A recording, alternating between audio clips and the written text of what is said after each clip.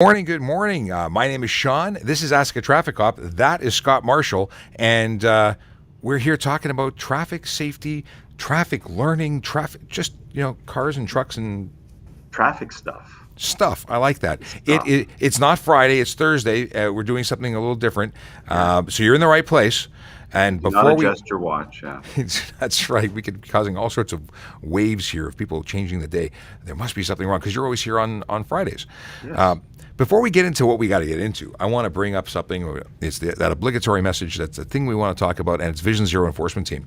And if you watch us, you know that we do this every day. We start with the Vision Zero Enforcement Team, and they're a group of officers who go to different areas of the city every day, and they augment the work that's being done by the officers who work there every day. They do that by focusing on the big four.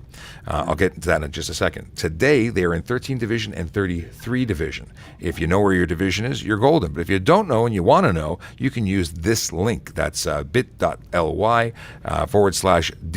in uppercase, map in lowercase, and that will give you the whole breakdown. You could also just go to torontopolice.on.ca and find your division there. It'll explain everything. Now, I said the big four. Big four is speeding, aggressive driving, distracted driving, and impaired driving. Those are those driving behaviors that lead to serious injury and death on our roadways. It's the reason why the Vision Zero enforcement team is there. And I mentioned it yesterday, but you know, they just received an award.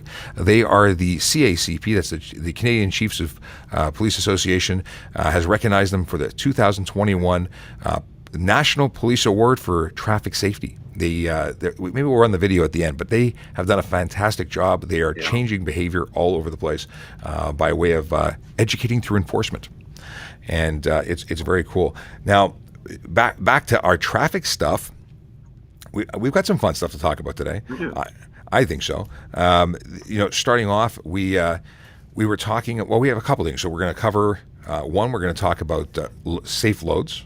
What's that other topic we said we were going to talk about? Back to school. That back to school thing. Yes, it's coming up. We are just putting the polish on our back to school safety program here in our office. Safety programs is responsible for that activity, and but we got to get a head start because it's coming up soon. We should start thinking about it. So, what do you think your top tips for back to school safety are? I think there's a little bit more this year than the previous years. That the last few months of the school year, from I guess April on, from the spring break that the kids had, they didn't go back live. They were doing the online. So the fact that they're going live, they're going back to the school, to the physical brick and mortar building, they're going to be excited to see their friends, the friends they haven't seen all summer for various reasons, and they're not necessarily going to be paying attention to vehicles going along the street. So we kind of have to keep that in the forefront of our mind and realize that we have that responsibility of driving a vehicle to make sure it's done safely and to look out for those who aren't necessarily looking out for us. So keeping that speed reduced in the residential areas, not even just school zones, but in residential areas, because the kids might see their friend across the road and they take off, not just to go necessarily all the way across, but just maybe in your lane. It's not just the brick and mortar schools, though, because we still have a divided plan where some people are still staying remotely. So kids might be stretching their legs during breaks outside and around their home. There's going to be potentially students everywhere, and it's a lot to think about, especially for drivers who may not have been driving as much over the last year. Yeah, exactly. And with there's parents dropping their kids off and things like that. So let's start with that one. You're going to drop your kids off at school. If your school has school buses, like a lot of them do, dropping your kids off where the school buses do the same, it's just going to clog the area.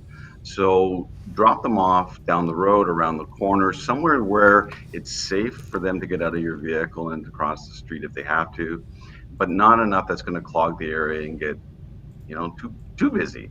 And then it's tough to be able to see the kids. And one of the things that when I joined Young Drivers of Canada more than 33 years ago, one of the big things that we always did was to look under vehicles for feet, including these little shoes, and because you can't see their body, and especially for vehicles getting higher and higher, but you can look underneath from a distance and see anybody little feet walking by. And that's going to give you a little head start to know that there's going to be a little body attached to those little feet. And there's all sorts of other things. I mean, yeah, forecasting as you're approaching school buses or cars for anything, any vehicle, looking for that. School buses with their stop signs out. We should probably talk about refreshers as to what to do when you see those flashing lights on a stop sign, because they're pretty important. And we've talked about it. We actually talked about it briefly yesterday on our show with Warren Stein, a sergeant from Traffic Services, discussing what the rules are. But you've got to assume anything can happen when you're in and around a school and during that sweet spot of pickup and delivery. Because it's not just kids, it's people who are rushing to make that bell, people who maybe left 5 minutes late. They're under a little pressure because they've got to do all these things they haven't been doing, and there's more going on, more pressure. There really is, and it's getting back from the summer break. And the reason I wanted to talk about it today was kind of give everybody a chance to kind of get it into their brain a little bit, that things have to change in how they drive. So the fact that some people are leaving it a little bit late and you're leaving for work, so maybe leave a little bit early so you're not one of those late people, because the road's going to get a little more clogged as well, not just around the school, but in the neighborhood, for those people who are taking their kids to school and going through their normal routine. So maybe leave an extra 10 or 15 minutes sooner, just to make sure for the first few days until everybody kind of gets back into their routine. Yeah. Because when you're rushing, you don't think so clearly. It's all about creating that pressure, and by leaving early, by planning, you do allow yourself some more breathing room. And if you know you've got 5 or 10 minutes, that if something should happen, if there is a delay, if there's a collision that slows traffic down, you're not going to start sweating. You're not going to start doing things that may be resulting in a negative outcome. Anas, oh my goodness, I just realized. Okay, the comment says, yes, but not a lot of schools have the space or land capacity for all the cars. So that goes back to what you said earlier, which is park down the street and walk. Do that last few hundred feet. Stay out of the congestion and make your life simple. Yeah, that's exactly right. And even for high schools, when I was picking students up at high schools, quite often, because the front of the school is busy, it was, I'm going to meet you around the corner. I'm going to meet you across the street. Somewhere where it's not so busy to get them into the car for their lessons. But because all schools are busy before and after school. So don't forget it's the after school too. Yeah, the thing is, I think most people get fixated on the concept that the door is there. I've got to be as close to the door as possible. I want to watch my child walk from my car to the door, and then I know they're in there safe. I'm of the opinion once they've safely, they're out or on their way, they're either in the vicinity of a school. Goodbye, see you later. Be on your own. The waiting till the end is just adding to the congestion. Another thing, there's no parking zones in and around schools for a reason. Don't park there. You end up creating situations for buses. Certain buses need a lot of room to turn as they're coming out of a school loading zone. If you park there and insist on taking your child up to the door, you may be holding up traffic for a kilometer because that bus can't leave.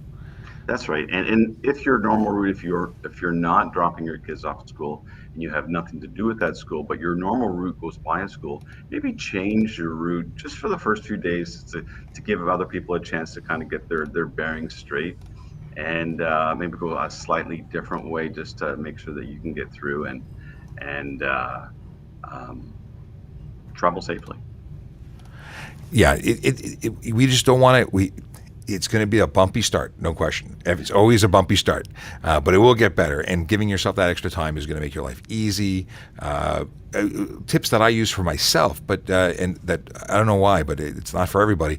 I lay my clothes out the night before just to go to work. I want to know that everything's ready, so and getting the kids ready the night before and having them part of the planning process will not only create good habits for them to carry through life, but it means that in the morning when you're running around, you don't have to, go through a discussion of what do I want to, wear today, depending on how old your kids are. I mean, mine are quite young. This is a part of the bedtime routine is picking the clothes for the morning. It is, and I raised my hand because I kind of pick out my clothes the night before as well, and after doing my laundry on the weekend and decide. So I remember when my kids were younger that was the deal too. So and even walking in groups is if you are taking your kids to school, what friends are you walking with and so forth. But it's a good idea if because we're dealing with road safety. Road safety doesn't just involve drivers and cyclists and whatnot, but teaching your kids about road safety. And I remember growing up that my parents said, look both ways before you cross the street. But there's actually more than both ways. So if you're at your kids are at a corner, and it's not just looking left and right, it's identifying if is there someone coming from in front, but even having them look over their shoulder for that driver who wants to turn right, who's in a hurry. We don't see them because they're behind us. And I know a lot of kids when I was out with students and whatnot, and we see these young kids at the corner. They were taught well because they wanted to cross, so we would obviously wave them. Let's get them out of the way. Let's keep them safe. And they would shake their head and wave us through. So we're going to go. We talked about right of way. I think it was last week, right? Yeah. So one of the things that I taught my kids too was also back up, so that way away from the edge of the road, by the corner, by the grass. So that way the driver knows that you have no intention of crossing the road, right? Yeah, or, Teach look your kid away. road. No eye contact. Eye contact usually suggests you're waiting for them. No eye contact means you're not waiting for them. Right. It makes life easy. And of course, at the end of the day, it's a reverse of what we just talked about. I like the idea of park somewhere safely in a legal spot, because I will tell you that parking enforcement will be out, will be helping during our launch to ensure that school loading and pickup and drop off zones are kept clear for the reasons we've already talked about. But park somewhere legally down the street and then walk up. It's a great, it's good to stretch your legs. It's healthy to stretch your legs. And you make it a part, you get to have a little unwind time before you get into the car and keep moving. The one thing I do want to talk about is speed in and around school zones. Obviously, we have automatic speed enforcement cameras that are all over the city that are focused on areas near schools. But police officers are going to be enforcing Highway Traffic Act, especially speeding in and around school zones as well.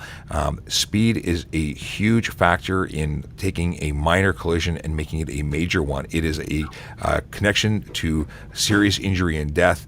And, we want people, and kids especially, our vulnerable road users, we want them to be safe. And we don't want you to have any issues where you're involved with, making it unsafe. So please go slow. Again, planning ahead gives you the opportunity to go slow and not worry about the need to go fast.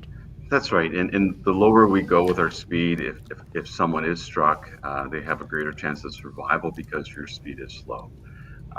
Some drivers think that just because they're driving 40 zone versus 50, that they're going to be that much later for work. So think about these things, that is your mindset. You have to come to a stop sign. You might come behind another vehicle who's sitting at a stop sign.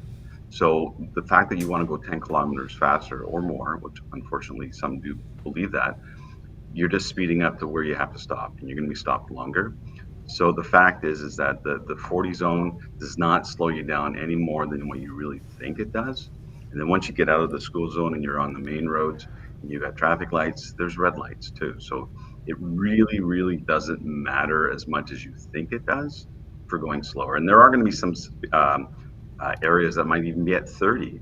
And outside Ontario, there's a lot of school zones are 30K because they've realized that that's going to actually help protect the pedestrians and the young cyclists. Just throwing up a couple of comments. We had the Hello Beautiful Humans from Amanda. She's one of our auxiliary PCs and a moderator on our TikTok. It is, of course, your long flowing locks that she's referring to. There is no question about that. Jay Craftboy who's a sergeant, and my sergeant. Proper parking around school zones are equally important. We covered that, but I may have missed your. Oh yeah, and there's QQ who's acknowledging Sarge. Just in case nobody knew, this is a live chat. You can ask questions. It's happening right now, and it doesn't matter what platform you're on, whether it be Facebook, Twitch, YouTube, Twitter, they're all here, and they'll all come up and post up. So feel free to say hello and ask questions, because we've got the safe driver Scott Marshall, and we've got me, that traffic cop guy. Now, just because some people ask me offline, why am I not in uniform today? I'm normally always in uniform, and today I'm wearing this shirt. This is a Motor Squad shirt. They're brand new. I'm modeling it. It's nice. It's fresh. I bought it, and it supports the efforts to raise money for Special Olympics Ontario. So I feel good about it, and I wanted to show it off. So Nice. yeah, I may have to get you one of these. When's your birthday?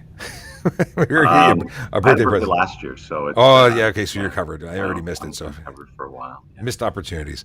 Now, so school stuff. We'll talk about school stuff again, and we're going to have a campaign that will come out, and we'll have content, a barrage of content about safe school Barrage. stuff. Yeah, I like the word. I like the word barrage. So that's coming up soon, and we'll talk about it again. But I want to talk about more specifically securing your load. Whether it be a mattress on the roof of your vehicle, big things in your trunk, things inside of your vehicle. There's so much to talk about when it comes to transporting stuff, because everyone's got stuff.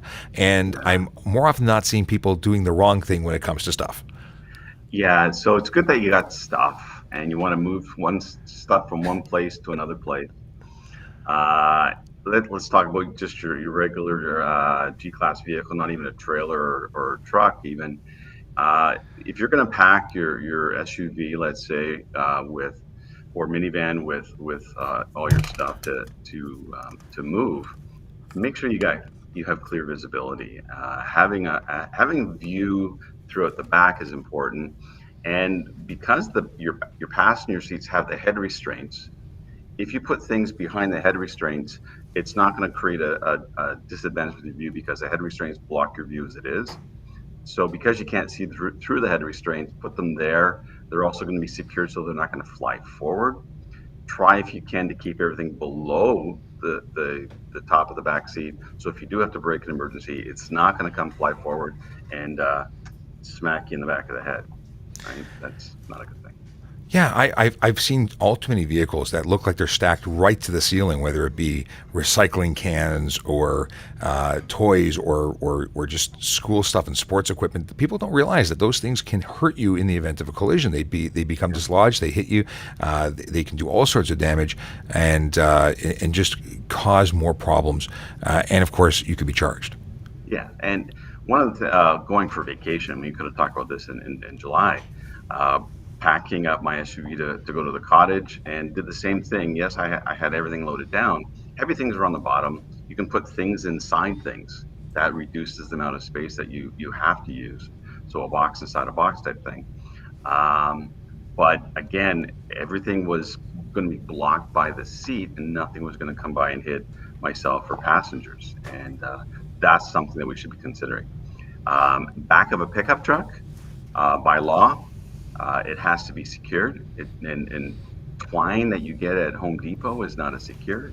Bungee cords, you want some locking clamps, tie downs, proper tie downs. Rated for weight. Yes, and a tarp if you need to. We don't want loose things flying around, and we see that.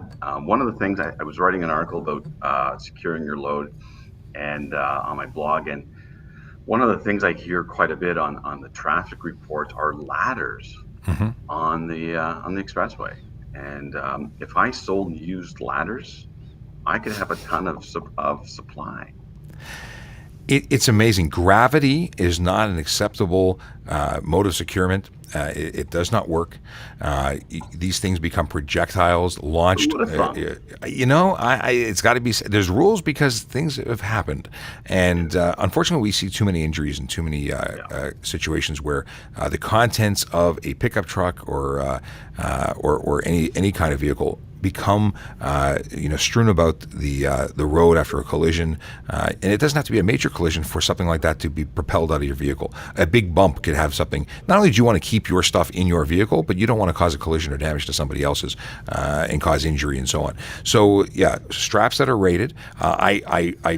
I'm both entertained and shocked when I see someone driving down the road.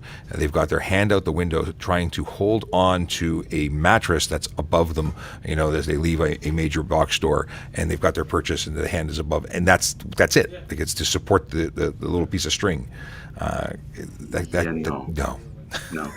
And there are vehicles that we should be using and things like that. And fortunate enough that my one of my sons has a pickup truck, so moving larger items, he's fine to loan me the truck for the few hours that we need. If not, I've rented a van and or a cube van to move Well, furniture and whatnot. So you need the appropriate vehicle to do it. And you know what? Rentals right now, they're not that expensive. But if you are moving someone, let's say to college, university, at the end of this month, then you may want to be booking in advance because they're going to be yes. used up pretty fast. And So it's back to that planning. When we don't plan, yeah, we are left to make poor decisions because we still have to do what we have to do, and it's unfortunately not an excuse when it comes to the eyes of the law. When we go out there and we see a problem, it's a problem that could have been avoided, but was left too late, and now you're doing, or you're making a ton of trips with a small vehicle, which isn't good either, because you're increasing your risk. You're taking unnecessary travel. It's a thing. So the mattress is bad. We had on our TikTok, we had someone moving a couch using some bungee cords, or maybe it was a solo seat, but it was some kind of seat on the top, and it was a roof rack. So roof racks. Someone asked, and we have a video that we're preparing in response, but it was a question as to whether or not roof racks were legal, and are they better? And there's all sorts of safe ways, and we come back to whether it's rated straps, properly installed, yeah, not overloading the weight capacities. These are all things that would cause a failure in the equipment that, when used properly, is safe. yeah. I mean, going on vacation, we had a roof rack that we used. Again, they were clamped with U-bolts to make sure that, again, it wasn't just straps. And the U-bolts were perfect for us. And then we also had tied down proper clamps to double check to make sure it wasn't going to fall off. I love this statement. People don't plan to fail; they fail to plan. Yeah, I like it. I'm going to use that. I think I I've heard used it that on before. my podcast last week. No kidding. I talked about planning. We talk about planning a lot because it's We it's do. it, We it's the plan to center. talk about planning. Yes, we plan to talk about a lot of things, and then we go off into rabbit holes and talk about other things we didn't plan to talk. So what does that mean? Fortunately, we have the freedom to talk about pretty much anything. We do. Yeah, it's wonderful. Now, so there was somewhere I was going to go with this, but we talked about couches, mattresses, roof racks, trailers. Trailers is a big problem because people have all sorts of trailers, and whether or not they realize it, things pop out of them. Trailers become dislodged. Properly connecting your trailer is another thing, and you are responsible for anything that happens as a result of the movement of your vehicle, whether it's being towed behind you or things are falling out of it. And again, people just tend to not consider the potential of what could happen if it goes wrong. That's right. Safety chains are there for a reason, and wrapping them around the tongue of the trailer is not the way to do it. And making sure that they're attached just in case something does go wrong, you have a plan B. Plan B, Plan C, Plan D. Yeah. We should plan for everything. Now we've got some time left, and we can either go into this now, or we can talk about anything you like. But we were talking about knocking the cobwebs out because we have all sorts of drivers, and we sort of hinted to it earlier, that haven't been doing a lot of driving. And is there a suggestion that you would have, or any tips you would have for sort of getting back in the road after a hiatus from being a driver? Yeah. So let's say that a lot of people started working from home when pandemic hit a year and a half ago, and not a lot of commuting, and things are close by or whatever. And then all of a sudden now you're going to be commuting. So you want to build up to it a little bit. Maybe talk with your workplace about whether or not you're able to start at a later time. So maybe you're going to be able to get past the rush hour, just to build that up, especially if you're a newer driver or newish, and then you haven't been driving for a while, because there are going to be more cobwebs, I think, at that point in time. If you're a lot of years experienced driver and then you've been working from home, it's not usually too much of an issue. But the last few months, there's been a lot more traffic on the roads than there has been, say, earlier in the spring, because more people are going back to the office or the workplace, and they're not working from home. If there are certain things that are bugging you or concerned, or you have that fear, getting a professional opinion from a licensed instructor is always a good thing. Do I know any? Yeah, no Uh, kidding. I know a few, but you know what? Even in the driving school industry, for us at Young Drivers Canada, we're busy because people are either a learning how to drive, or relearning, or just need those refreshers. So don't expect to call today and get something tomorrow. You know, But you need to again plan in advance. planning, it's that favorite word of ours. Now, you don't have to take an entire driving course, do you? Can you book a 1 day, 1 hour, one? How does that work? Yeah, you can book for the time that you want. So if you want, for example, you have been on the expressway in a long time, and you want to, have proper merging etiquette and exiting and driving safely, you can book an hour, 2 hours, and if you feel satisfied, and so does your instructor, then that's it. You're done. If you want some more time, you can book some more time and do that.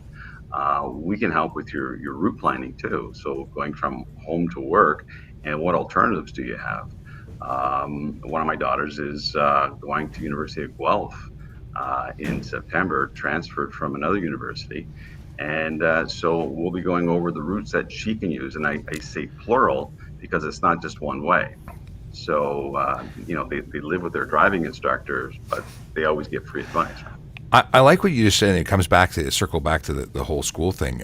If you're going to a new school, if you're going to an old school, before the first day of school, go have some drives around the neighborhood. Try and figure out if there's any construction going on, things that might interfere with your ability to get to where you're going in the amount of time you thought and had expected. So there's always that check the news beforehand, check your the Twitter, check the website, check with us. But at the end of the day, knowing the neighborhood, whether you're familiar with it or not, getting a recent lay of the land is a really good idea, and finding alternate routes as well. I agree, and with that, and or even your office moved. Where are the parking lots if it's not one on location? Where are the places for coffee so we can always hydrate when we need to? Uh, Plug. And so yeah, so it's all about familiarity. And when we're familiar and we're calm, we remain calm throughout the whole time because it's going to take you a certain amount of time. Realizing that if you are driving to commuting to school, or commuting to work, and you need that help, one of the things that actually helps keep you calm is giving yourself enough time to get there. Or this morning I passed 3 collisions and on the way to my office, but I leave early. I leave early so that way it doesn't matter. I'm still going to be there on time. And there was a rollover. We slowed down, right? I always love this tidbit that I got from the police college. It may have been the Toronto Police College, but in any case, it's something that has stuck with me since becoming a police officer, and it is early is on time. On time is late. Late is unacceptable. So if you're just the goal is to get there when you are supposed to be there, you're already late before you left, and then everything's downhill from there. Because if things don't go exactly your way, it's going to go the other way, which is usually the wrong way. I think this has been great. We've had so much good stuff to talk about, and we can keep going, but I want to make sure that we talk about you. So in case you missed it, that guy, I got to point this way. That guy is Scott Marshall. He is the Safe Driver, and he can be found on Twitter at at Safe Driver. See, I'm already getting your TikTok all mishmashed. I know. It's Safe Driver. Ever thought about changing it? I don't know. And recently, he has become a man who is on TikTok as well, and he's the Safe Driver on TikTok. And it was I love your stuff. So for those who are on TikTok, and I'm just kind of plugging a little bit. It's kind of fun because it only takes like 30 seconds to film an idea, and whenever I get an idea while I'm driving. But if I can get more followers, I can go. Which way I'm pointed this way? I can go live with this guy. Well, sometimes they're 30-second films. Sometimes I don't know how you do it in 30 seconds, because after my 76th take, it's an hour and a half into it, and it depends on the video. Some are really simple and easy. Some you were sprawled out on the roadway for one of your videos. Yeah, outside of the scene, I had my car blocking my body, so that way no one was going to run into me. I used to do the community television and years back, and I was by the videographer. I was always called the one take wonder. right? Well, So maybe we'll have to get together, do some TikToks together. I can watch you work and learn something from yeah, there you the go. one take wonder. But I need to get to 1,000 so I can go live with this guy. Yes, and then we'll be able to do things like go live on here simultaneously going live on there, and it's just a magical thing. So we look forward to that. So please, yeah, go and follow the Safe Driver. Follow us because you can follow us at Traffic Services, but we'll get into that more in a moment. I want to talk about the fact that you're also a blogger, and your blog can be found at thesafedriver.ca. And you do a lot of writing. You know what? It's a hobby. Um, it really is, and you know, you're we both have understanding families because it is my passion as well. It's been my passion almost when I started at Young Drivers in 1988, and it grew, I guess, in the 90s when I joined with the Canada's Worst Driver on their team, and then it just kind of just ballooned. So I go home, and it's, you know, I'm writing at home, and it's fun to do. My family, they support it because they know there's a worthy cause, and I think everybody has to have that hobby that means something to them. For And sure. you and I are in that same boat, so I appreciate the notifications. Yeah, no, it's good stuff, and I learn from you, and we talk about stuff all the time. We have different areas, especially my focus has always been on the enforcement side of it, traffic safety, education from a totally different perspective than where you are teaching drivers to actually drive, as opposed to trying to get them to do things that are legal. I mean, you're obviously that's part of what you're doing too, but it's just different ends, and the end goal is the same: safe drivers who get to where they're going without hurting themselves or anyone else. Now, we touch on this. You have a podcast, and I'm a subscriber. I listen every week, and you just did 50th, the 50th Number episode. 50, yeah. So I'm coming up to my first year, and it's that too is fun, and you know, getting different topics and getting different ideas, and a lot of it is you and I talk all the time, as you said. Yeah, So we get ideas from each other, and it's kind of fun to do. I like totally. talking. I Yeah, talk for a living. no, it's not a bad. It's not a bad thing. No, Could be worse. Excuse me, as I have to cough. The most inopportune times to want to cough. I get that. It happens. It's like if you've been talking for 31 minutes and 38 seconds after a 1 hour live stream on TikTok. Okay, I've got some places that you can follow us, which is, let me see here. It's going to be, here we go. There we go. No, there. Yeah, looking for the book button. Follow us on Twitter. There it is. Follow us on Twitter at Traffic Services. That's the Toronto Police Traffic Services TikTok. Sorry. It's our Twitter.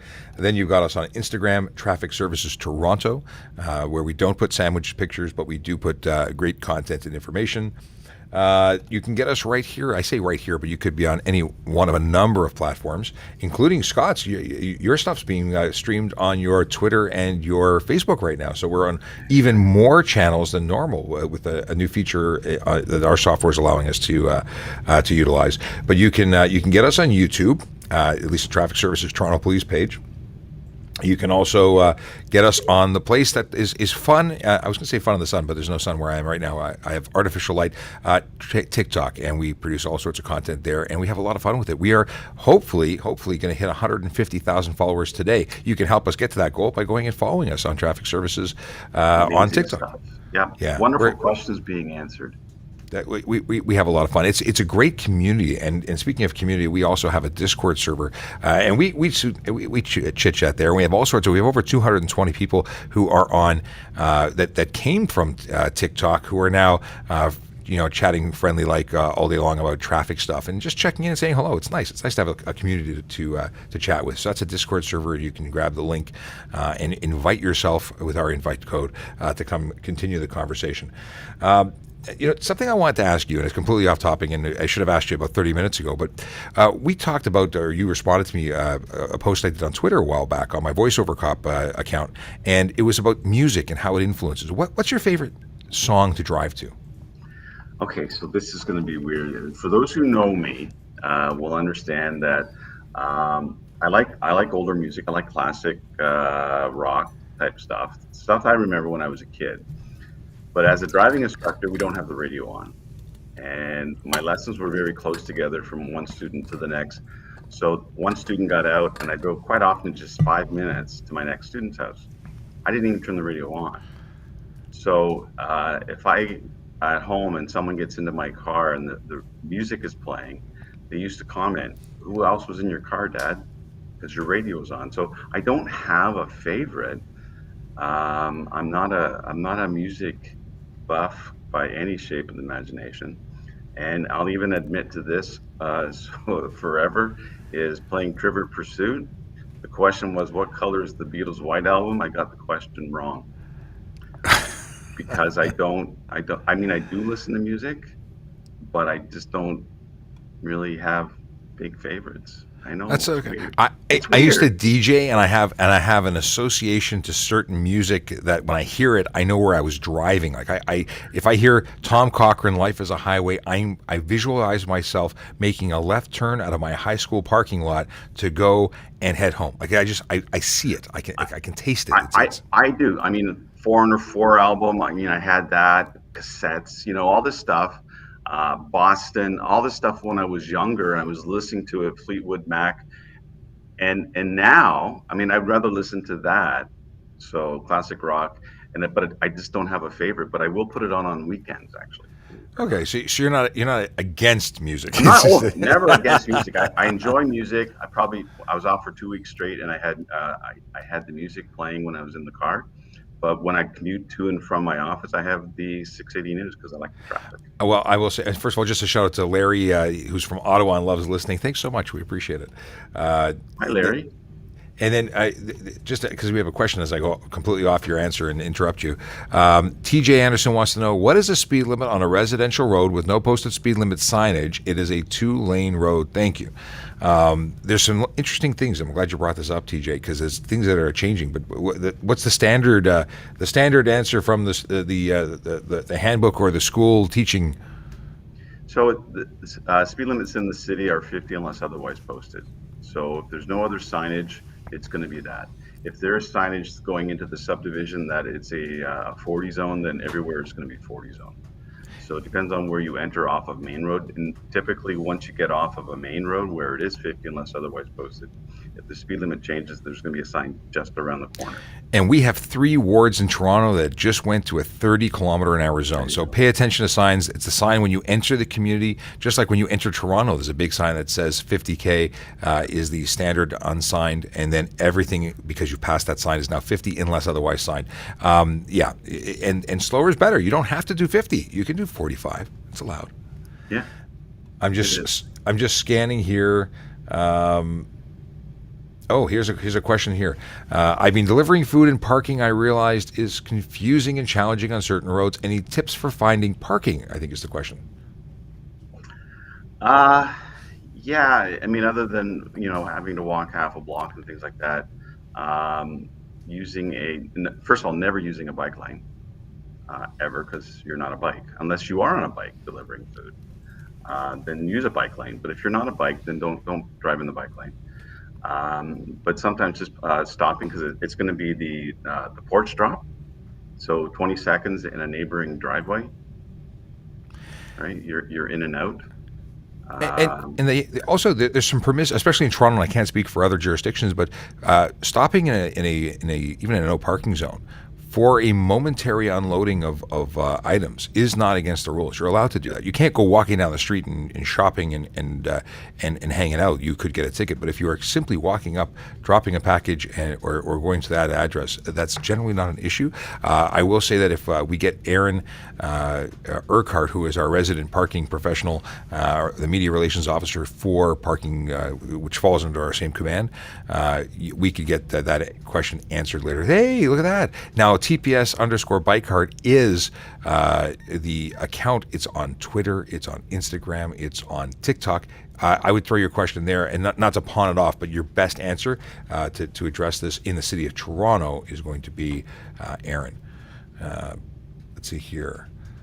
Here's another question, and these popped in just after we closed the chat, but they were so good that we didn't want to ignore them. Magdalene wants to know, when a driver who is out of province gets charged for stunt driving in Ontario and loses their license, how does that work in their province when they go back to their province? Are they suspended there too?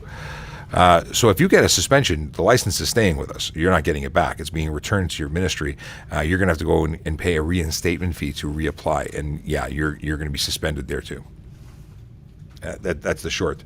And just to go back to licenses and traveling, we always get this question. I don't know why it's such a popular question, but G1s being eligible for driving outside of the province of Ontario. Yeah, so G1 license is a practicing license. It's a beginner's license for that jurisdiction. So in Ontario, it's a G1. Outside of Ontario, it's a Class 7, and all the other provinces and territories. So you're allowed to practice in that jurisdiction. And once you get out of that learner stage, you can leave that jurisdiction as a driver. So you'll need to get a G2 before you leave Ontario. And frankly, why would you want to? I mean, I appreciate wanting to learn how to drive, but cross-country traveling is not the way, in my opinion, to learn how to drive. This is well, I had a student who had a cottage in Quebec, so they would drive to Quebec, and while they're at the cottage in the summer, can I practice driving? The answer is no, unless you get a Class 7 from Quebec. But because it's just a cottage, that's not going to work. So save it for when you're back home in Ontario. What about towing a trailer? Can you tow a trailer? Again, I don't know why anyone who would want to with a G1 would want to tow a trailer, but I get this question all the time.